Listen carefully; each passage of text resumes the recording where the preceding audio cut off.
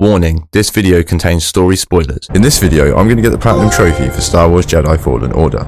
Trophies are fairly simple and can be broken down into 3 main steps. Step 1, complete the story. Step 2, explore the entire holomap and obtain all collectibles. Step 3, get all combat related trophies. I made a point to fully explore each area as it came and made sure to try and obtain the combat trophies naturally.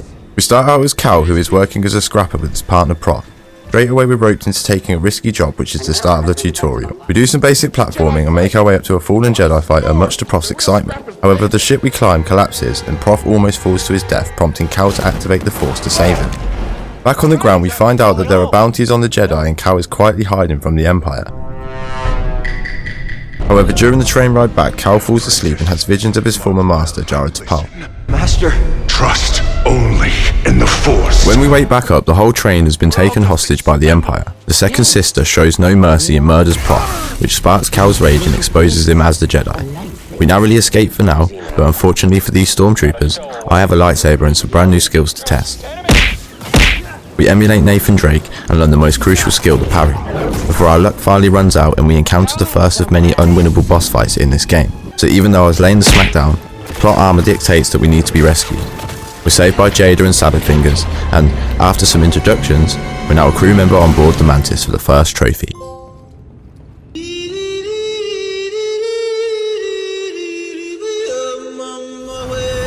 Bus stop Bogano. We encounter many things for the first time here. We have meditation points to save and upgrade skills, and we make friends with the most trusty companion. I honestly love this guy. Hey, BD1. I'm Cal. Next we find a Force Echo, which also doubles as a secret. We have to find 113 Echoes, 32 secrets, 10 terrarium seeds, 107 chests, and also some encrypted locks. So after acquiring BD1, we stumbled upon a workshop where we were able to fix him up. Okay, try that. And we also customise our lightsaber here for Sabersmith. And in return for helping out BD1, he gives us Stims, our healing item for the game. Healing stim. During various flashbacks, Cal remembers his Jedi abilities, first being the wall run. With this, we make our way up to a hologram of Eno Cordova, who tells us to search Zepho for the holocron, a list of 4 sensitive children we can use to rebuild the Order. We get a story trophy, and head back towards the Mantis, but by sheer coincidence, I fall down a hole and run into this boss, who I take down quite easily. And now we only need 3 more mysterious creatures for a trophy. We head to Zepho and enter gaming hell. This place sucks so bad, man. Awful level design combined with the even worse holo map, and I was starting to lose my mind in some sections when trying to 100% that map. Oh my fucking god, man. We get the full glow up for customizing everything and kickback for a return kick before we enter the tomb. And this place is even worse, man. I take down the Tomb Guardian and leave quickly after being guided to Kashyyyk. And as we're leaving the tomb, we gain another trophy. On the way out, I quickly force push these enemies off the edge a few times, but look out below. And as we're returning back to the Mantis, the ship is attacked by an ATST which we have to defeat. We go to Kashyyyk and find ourselves in the middle of a war. Cal decides to hijack a walker and we take a leap into the water. Hello, how are you? I am under the water. Climbing inside the walker, finding some troopers where we earn perfect timing before we get a chance to do some damage ourselves. We crash the walker and have another wholesome moment with BD1. Okay, you alright? No, we are not doing that again. And there's bank shot. Nice, kick off. Hey, don't mess with BD1. Nice, 50 reflective blaster bolts. We make our way through this area and we free the Wookiees from the Empire's capture. We're here to free you. Not alone. And for our good deeds, we're celebrated as a hero before we receive another story-related trophy. It seems we might be cursed as we're forced to return to Zepho, and I'm not going to mess around. This time was way bloody worse. God damn it. Ah, man. Fuck. And unfortunately for us, we run back into this nasty ass bitch and find ourselves in another unbeatable boss fight.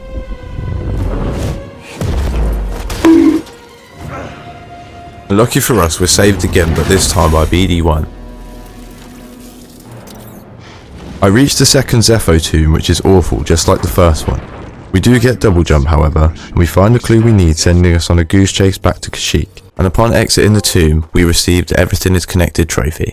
On the way out, we grab a trophy for force pulling a stormtrooper into his own blaster bullet. We're ambushed by a bounty hunter in another unwinnable fight, and wake up on Order Eris. We immediately return the favour and take down the huntsman before the Mantis and crew fly in and save the day. There is no escape! Back on Kashyyyk, we meet up with Chieftain Tarful and receive the underwater breathing apparatus, which unlocks access to more chests, before we're caught up in the Empire's business hunting the Shio bird. We reach its nest and Cal heals the wounded bird, Hey, it's okay. We're not here to hurt you. and it repays us by giving us a lift to the top of the origin tree.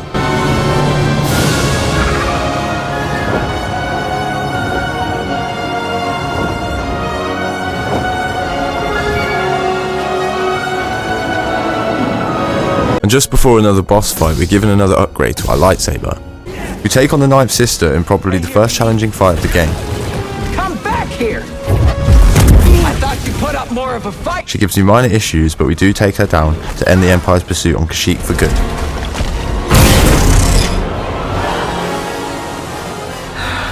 It's over. Ooh, can't touch this. And there's scum and villainy for defeating all different types of bounty hunter. Shit, I'm gonna die. Ooh, big bang. I make sure to grab every collectible that I can find and 100% the holomap of Kashyyyk so that I never have to return again. I then returned to Zepho for the third and final time and received a visiting Alderaan trophy for exploring the Venator wreckage. And finally we make our way to Dathomir, where we run into our first contact with the Night Sister. She has a grudge against the Jedi and so we're not welcome here. Dathomir is forbidden to you. What are you gonna do today, Napoleon? Whatever I feel like I want to do. God! She sets her minions on me and they were way faster than I expected. Ow! Ow! Nice, triple take for a lightsaber trophy when I just used the force push. We also find the 75th Echo we need for the Echo location, although we've still got to find the rest for 100% of the map. Not so fast. That's 25 enemies killed with empowered slow. And after we take most of this bat's health, we put all of our faith into BD1. Jump again? Okay, I trust you. And we were right to do so as we get ourselves a trophy, before bumping into this guy who looks like he's about to ask for donations to his weird over 60s church group. What lightsaber? No, don't hide it. We reach Dathomir's tomb and we witness Order 66 via a childhood flashback. No! And we get an opportunity to see Jaro in action, and for a while he holds his own and looks dope doing it.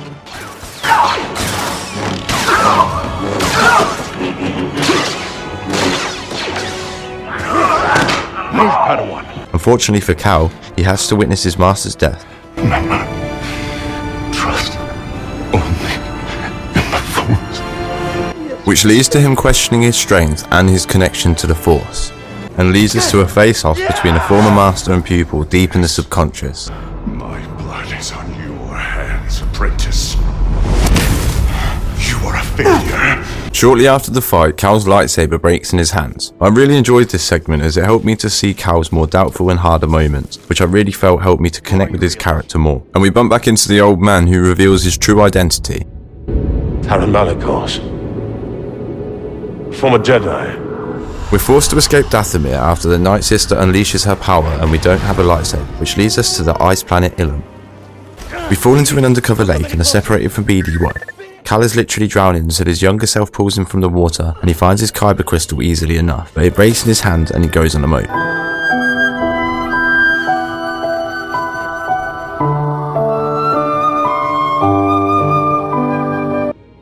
Failure's not the end, my friend. Until BD1 returns to reinvigorate Cal's spirits, and we see a previous recording of BD1's goodbye with Eno Cordova, Old friend.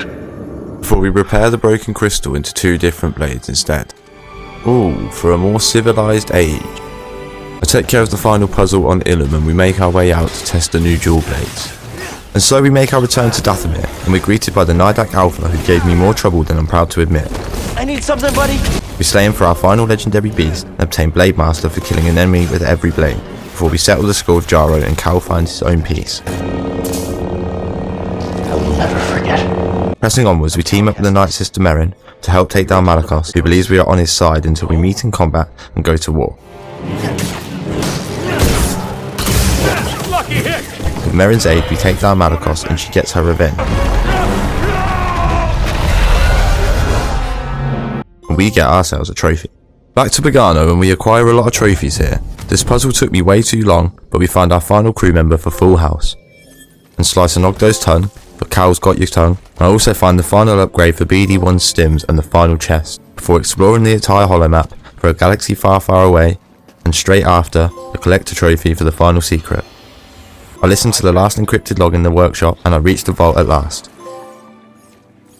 I somehow lost the footage for the fight, but the ninth sister takes the holocron, and we need to go to the Empire's fortress to retrieve it. Oh, hey, is anybody hungry? I was thinking of whipping up some scaz steaks. And we get Green Thumb for planting all terrarium seeds. The Night Sister uses some crazy power to sneak us on board the fortress safely, and we use the cover for a full-scale ambush. I force my way through, making a mockery of the opposition, Just you and me, Jedi. before I reach the final meditation point and unlock the last skill I need for Feel the Force. And can we just take a moment to appreciate Xer for a second?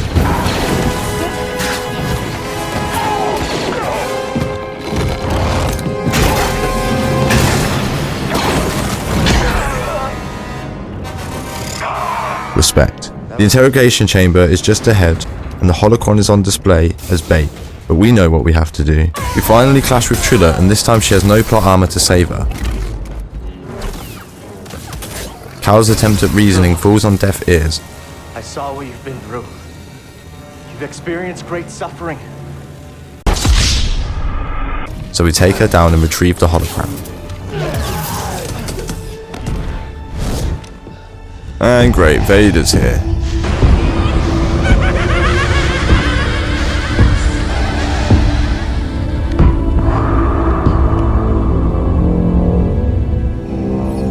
That doesn't look good. Obviously. The Inquisitor. Avenge us! Vader wipes out Trilla and bodies Xer just as easily.